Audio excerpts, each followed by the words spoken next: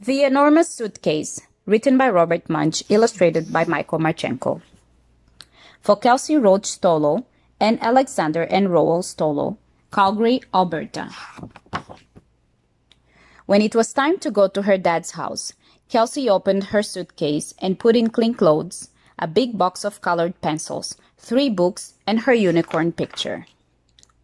"You're taking the picture right off the wall?" said her mom. "Yes," said Kelsey. "I like this picture. I think I should live in one house and both of you should visit me, but that is not going to happen, so I'm taking my picture back and forth." "Well, okay," said her mom.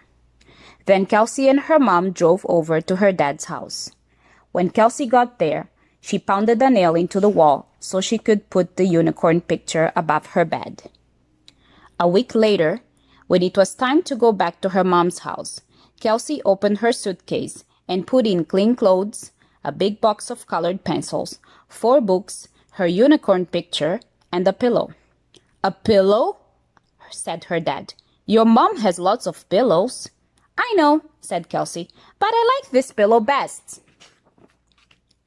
Then Kelsey and her dad drove over to her mom's house. A week later, when it was time to go back to her dad's house, Kelsey opened her suitcase and put in clean clothes, a big box of colored pencils, 5 books, her unicorn picture, her pillow, and her mom's pet dog. "Whoa," said her mom, "not the dog. You definitely can't take the dog." But as soon as her mom left the room, Kelsey put the dog back in her suitcase and went out to catch the bus. The bus driver said, "Wow, that's an enormous suitcase. You must be going far." "No," said Kelsey. "I am just going to my dad's house.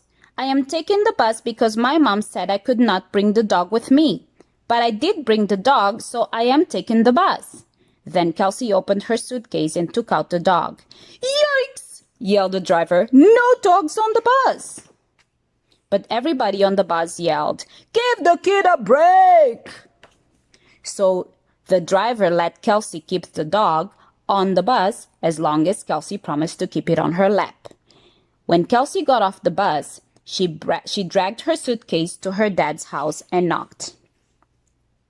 Her dad opened the door and said, "Hi, Kelsey. How come your mom let you bring the dog?"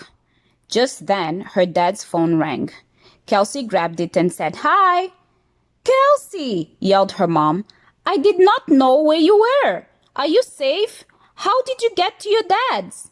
"It's okay, Mom," said Kelsey. "I took the bus because I had to bring the dog. I always miss the dog." "But Kelsey," said her mom, "your dad has a cat. The dog will eat the cat." "Yikes," said Kelsey. "I forgot about the cat." And she hung up and ran to get the dog before it ate the cat. But when she got there, the dog was asleep on the floor and the cat was asleep on the dog. "Neat," said Kelsey.